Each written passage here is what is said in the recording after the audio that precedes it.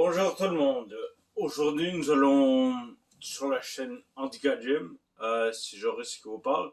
Nous allons parler aujourd'hui de la maladie. Ouais. C'est la raison numéro 1 de la chaîne. Alors, qu'est-ce que c'est la maladie? Le nom, déjà, c'est ataxie de Friedreich. Je vais mettre en bas dans la description un lien si vous voulez lire. Il va être en français, en anglais, dans toutes les langues que vous voulez. Vous pouvez changer la langue comme vous voulez.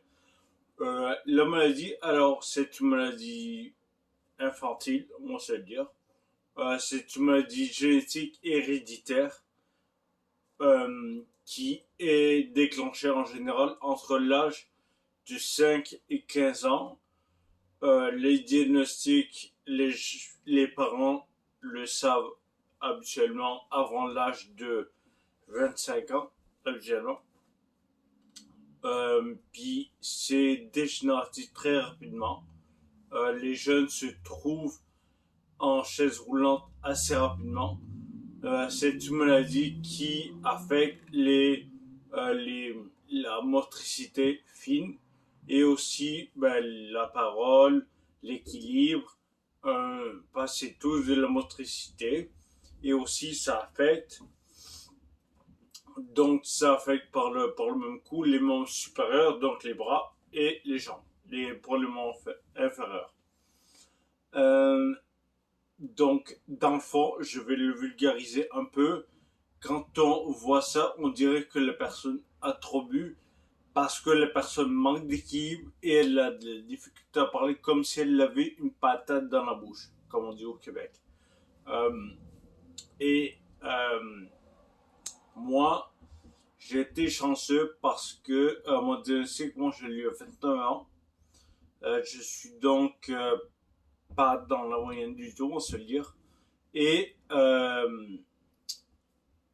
cette maladie se caractérise aussi par une perte d'autonomie assez rapidement. Donc, tu es obligé de vivre avec quelqu'un. Parce que normalement, vous êtes dans les vidéos plus tard, vous allez voir certaines choses que les gens normalement ne font pas. Moi, je suis pas en chaise roulante.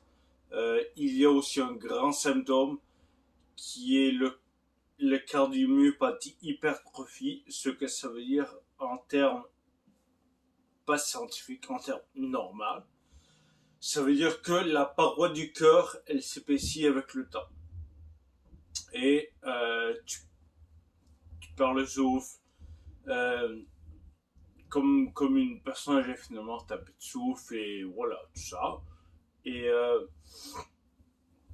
mais moi, je n'ai pas ça. Je n'ai pas de symptômes de l'élévation Friedreich, mais j'ai les symptômes d'une personne ataxique. Et ça, vous allez le voir dans les vidéos plus tard. Vous allez le voir, je vais filmer des vidéos que moi, j'ai de la difficulté à faire qui, honnêtement, moi, je trouve ça drôle. Je trouve ça drôle et même fascinant.